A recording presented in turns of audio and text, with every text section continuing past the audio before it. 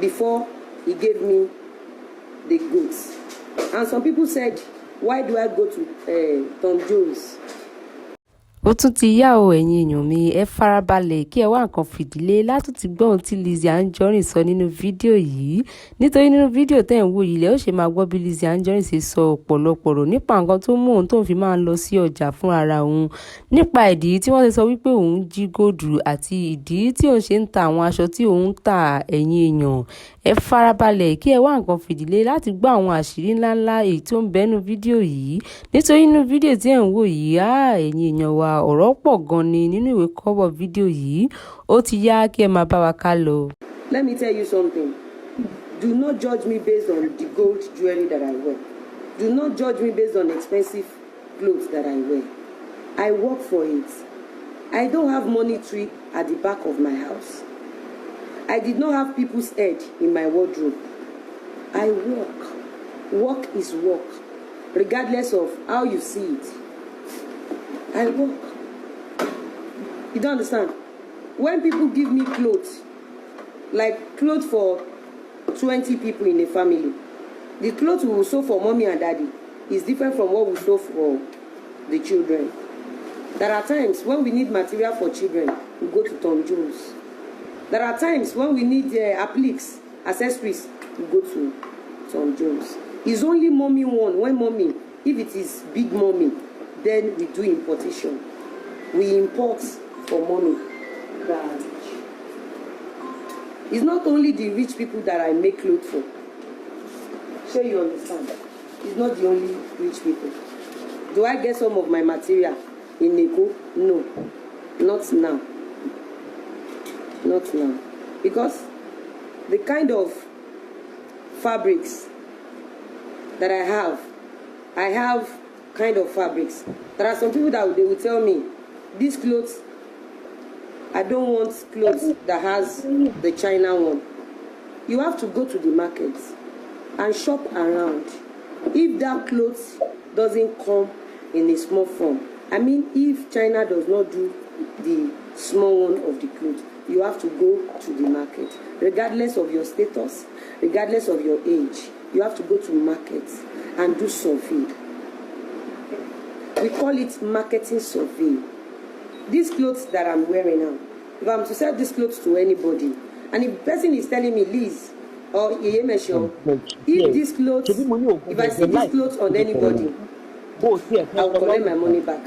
I have to go to the market and do my survey. If China has not done the small one. When we're talking about business,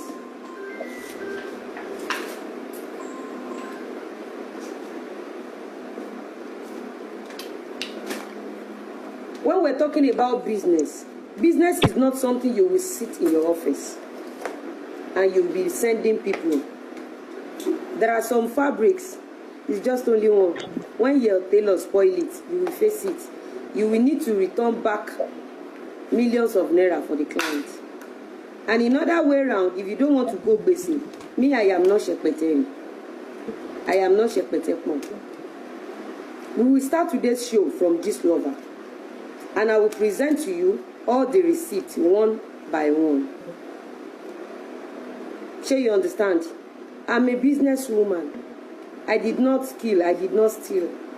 If I disguise to go to Eko Idumata, there are some of my clothes that I have to match with some of my mama, some of my sisters, to carry my load to join their home. When my goods come from abroad, at times I will tell them, oh yeah, get Okada, bring my clothes. There are some clothes we all need to sit down and, you know, arrange it. As a fabric merchant, some of us we team up. We may be 10 people, we team up. We may be 5 people, we may team up. And there are some clothes that are not common.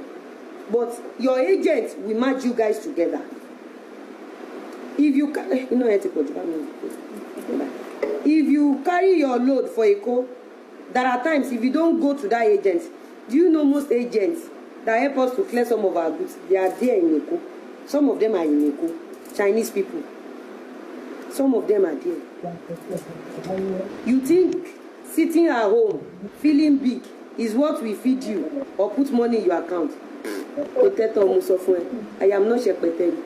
It is not only a code matter. I go to Oja Ile-Epo. I go to Oja Ile-Epo. I go to Agege Market. I go to Pen Cinema.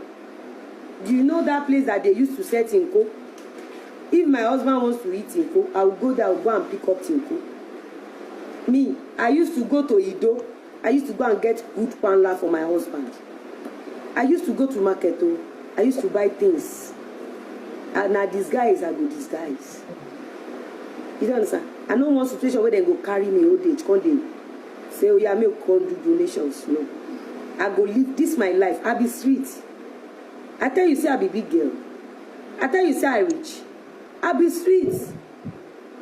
I be now they see me. Say I be rich woman. I be street. The street still there inside me. If street no dey inside me, I no go push am reach this level. I dey go sites by myself. I dey carry cutlass, open road at times. Now una dey see me. Una own celebrity no dey work abi. Shepeteri, this lover, come here. May we start from you.